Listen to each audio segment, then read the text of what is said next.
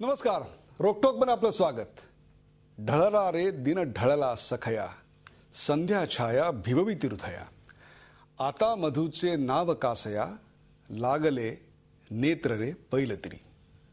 स्वातंत्र्यपूर्व काळात भारा तांबेंनी लिहिलेल्या कवितेच्या ओळी आजही तितक्याच सार्थ वाटतात. आयुष्याच्या संध्याकाळी शरीर थकत चाललेलं असतं. मनाला उभारी कशी द्यायची हा खरा प्रश्न असतो. आजच्या तमाम ज्येष्ठ नागरिकांना हाच प्रश्न सतावतोय. विभक्त कुटुंब पद्धतीमुळे एकटे पडत चाललेले ज्येष्ठ नागरिक फक्त घरातच नाही तर समाजातही एकटे पडत आहेत. दुसरीकडे आर्थिक चिंता तर वाढत चाललेल्याच आहेत. त्यातच प्रतिकार करण्याची ताकद नसणाऱ्या एकट्या ज्येष्ठ नागरिकांवर होणाऱ्या हल्ल्यांची संख्या वाढलेली आहे. बदलत्या सामाजिक परिस्थितीत वार्धक्यातल्या समस्याही बदलत चालल्यात का? ज्येष्ठ नागरिकांचं शारीरिक आणि मानसिक एकटेपण वाढत चाललंय का? प्रगत वैद्यकशास्त्रामुळे आमचं आयुष्यमान तर वाढलं, पण आयुष्यमान वाढल्यानंतरची आव्हानं पेलण्याकरता आम्ही सक्षम झालोत का? आणि आयुष्याची संध्याकाळ सुरेख व्हावी म्हणून समाज म्हणून आपण काय करू शकतो, यासारख्या प्रश्नांचा वेध घेऊया भिवविती संध्या छाया या खास कार्यक्रमात.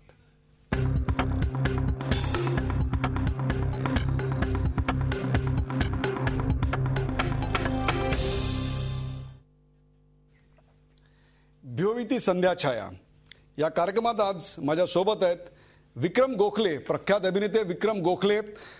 त्यांच्या अनुमती यातल्या अभिनयानं सध्या संपूर्ण भारताला मोहिनी घातलेली आहे. विक्रम गोखले, आपलं स्वागत.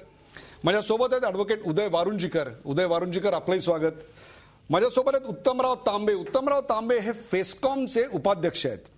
ही फेस्कॉम म्हणजे federation of senior citizens association, ज्या गावागावांमध्ये, जिल्ह्यांमध्ये, तालुक्यांमध्ये ज्येष्ठ नागरिक संघ आहेत त्यांची जी एक छत्रछाया असलेली अशी ही फेस्कॉम आहे, त्याचे ते उपाध्यक्ष आहेत.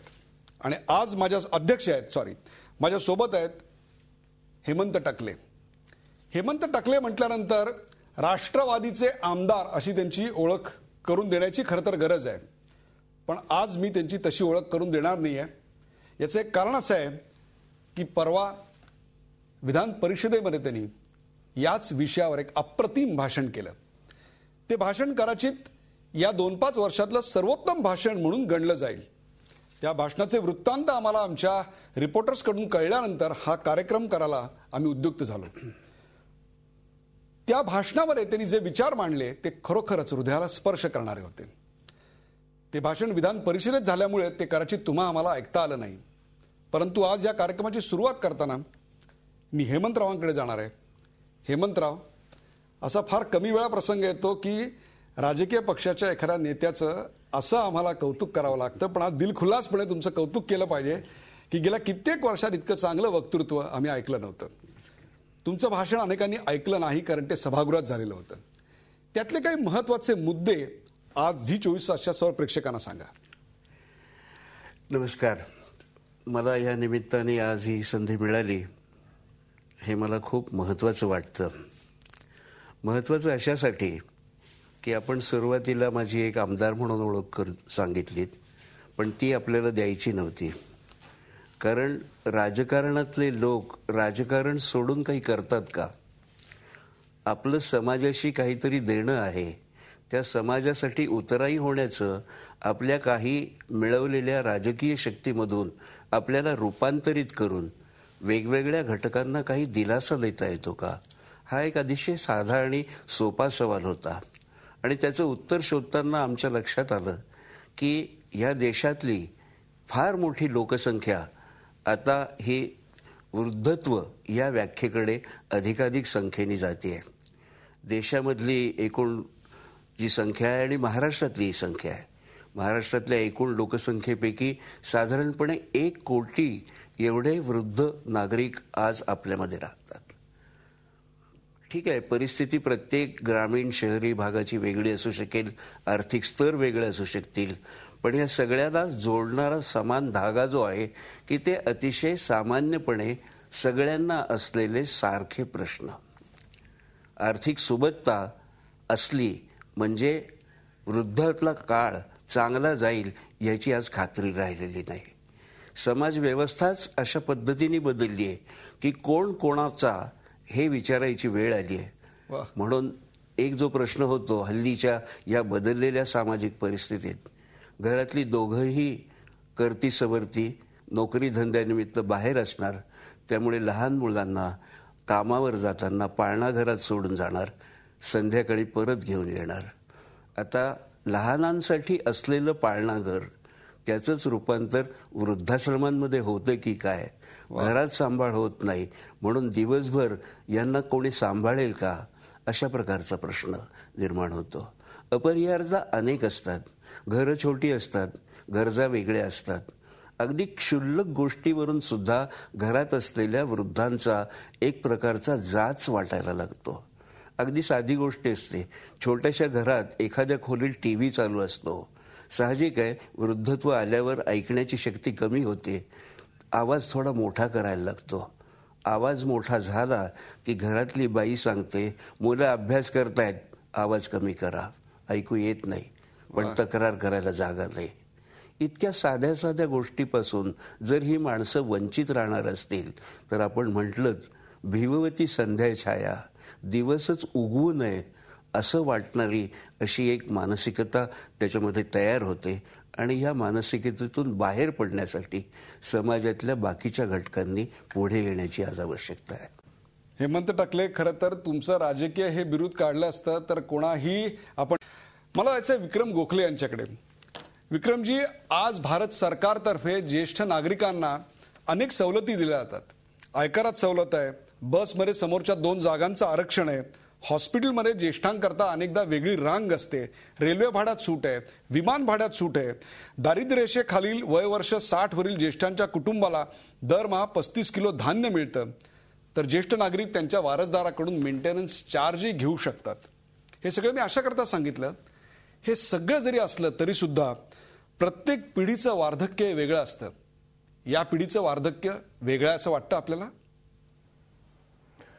मला असं वाटतं की सरकारने ह्या सगळ्या सवलती जरी वृद्ध लोकांना देऊ केलेल्या असल्या तरी सुद्धा वार्धक्याबद्दल किंवा वृद्धत्वाबद्दल आदर असणं, माया असणं, आपुलकी असणं, हे जोपर्यंत हृदयाच्या गाभ्यापर्यंत भिडत नाही पुढच्या पिढीच्या, तोपर्यंत ह्या सगळ्या सवलती ज्या सरकारने देऊ केलेल्या आहेत त्या सवलतींचा काय उपयोग होतो? या विषयाशी माझा जवळजवळ 42 वर्ष संबंध आहे. वृद्धाश्रम तो कसा आहे हे मी काही सांगत बसत नाही, परंतु समस्या आत्ता टकले साहेबांनी सांगितलं ते अगदी योग्य आहे. त्यामुळे काही गोष्टी या वृद्धांनी समजून घ्यायला पाहिजेत, काही गोष्टी ह्या तरुण पिढीने समजावून घ्यायला पाहिजेत आणि एकमेकाबद्दल आदर कसा राखता येईल जास्तीत जास्त याचा विचार झाला पाहिजे की आपल्यामुळे ह्या पिढीला किंवा ह्या पिढीने विचार केला पाहिजे की आपल्यामुळे या पिढीला, पुढच्या पिढीला त्रास होऊ नये. त्रासाच्या आता वेगळ्या वेगळ्या कल्पना आहेत. आत्ता टकले साहेबांनी सांगितलं त्याप्रमाणे की वृद्धत्वाकडे झुकल्यानंतर आवाज थोडासा वाढवून जेव्हा टेलिव्हिजन बघायचा प्रयत्न एखादा वृद्ध माणूस करतो किंवा ते दाम्पत्य करतं, त्यावेळेला अचानक घरातून सून किंवा मुलगा किंवा जावई किंवा मुलगी ते ताबडतोब सांगतात, मी हुकूम सोडतात वगैरे म्हणत नाही, पण तो आवाज कमी करा. मी एक छोटंसं उदाहरण देतो. मला असं वाटतं की प्राण्यांचं जे जग आहे ह्या जगाकडून वृद्धांनाही आणि तरुणांनाही प्राण्यांच्या जगाकडून खूप काही शिकता येईल. छोटंसं उदाहरण, आमच्या घरामध्ये एक छोटं पिल्लू कुत्रं होतं, याचं पॉमनेरियन. तर त्याला जेव्हा बाहेर जायचं असायचं आणि ते तरुण होतं त्यावेळेला ते मोठ्याने आरडाओरडा करून आम्हाला सांगायचं. पण जेव्हा ते वृद्ध झालं त्यावेळेला ते बोलू शकत नव्हतं, आजारी असायचं, तर ते आमच्या सगळ्यांच्या अशा वाटेमध्ये येऊन बसायचं की त्यामुळे आम्हाला कळायचं की याला जायची त्याची वेळ झालेली आहे आणि आम्ही जायचो. हे बरंचसं रिलेटिव्ह आहे. द टर्म्स आदर असणं, आपल्यामुळे दुसऱ्या पिढीला किंवा आधीच्या पिढीला त्रास होऊ नये असं वाटणं, हे खूप रिलेटिव्ह आहे. मी कित्येक वेळेला हे अनुभव घेतलेले आहेत की काही वेळेला वृद्धांकडून काही नियमितपणे चुका होत असतात आणि कधी त्या जाणीवपूर्वक होतात, कधी त्या वृद्धत्वामुळे होतात.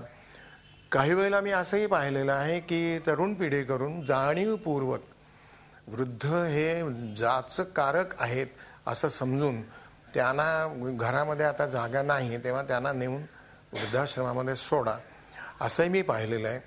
नागपूरला एक वृद्धाश्रम आहे, पंचवटी त्याचं नाव. तिथे मी गेलेलो असताना हा अनुभव घेतला की एका वृद्ध मातेने सांगितलं किंवा माझा मुलगा बरीच वर्ष झाली आत्ता येतो म्हणून गेला, तो अजून आलेलाच नाही आहे. तर मला दुःख होतं याबद्दल की माणसातली सहृदयता ही हळूहळू नाहीशी होत चालली आहेत. कारणं त्याची अनेक आहेत, पण मुळामध्ये मानसिकताच जर अशी असेल की आपलं काम झालं, आता वृद्धांना त्या अडगळीत टाकून, अशी जर मानसिकता असेल तर त्याला काहीच करू शकणार नाही. आणि अशीही मानसिकता असेल की आम्ही म्हणतो तेच खरं, आम्ही ज्येष्ठ आहोत त्याप्रमाणेच झालं पाहिजे, तर तेही योग्य नाही असं मला वाटतं.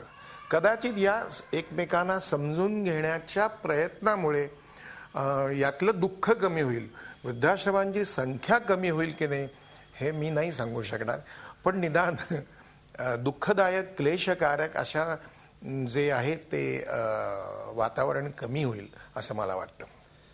एखाद्या अप्रतिम नाटकाचं स्वगत असावं असे अत्यंत संवेदनशील आणि चिंतनशील, अर्थगर्भ, विचारवंत अभिनेत्याचे विचार कसे होते आपण ऐकलं. मला घ्यायचं एक ब्रेक, आणि ब्रेक नंतर मी ॲडव्होकेट उदय वारुंजीकर आणि उत्तमराव तांबे यांच्याकडे जाणार आणि त्यांना विचारणार आहे की वृद्धांच्या नेमक्या मागण्या काय आणि त्यापेक्षा त्यांच्या सुरक्षेचे प्रश्न आणि त्यांचे कोणकोणते खटले सध्या जास्त करून कोर्टात आपल्याला दिसतात. पुढे जाऊ नका, पाहत राहा झी 24 तास. आपण पाहताय भिवभीती संध्या छाया.